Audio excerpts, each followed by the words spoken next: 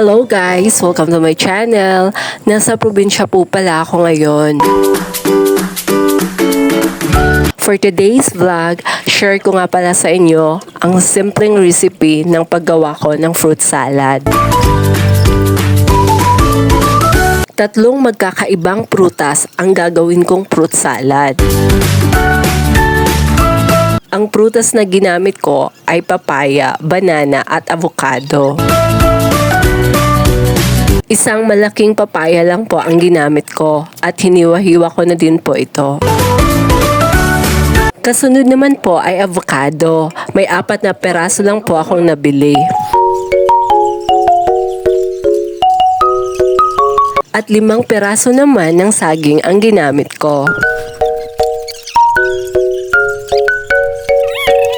I-slice lang po natin into small pieces at ihalo na din.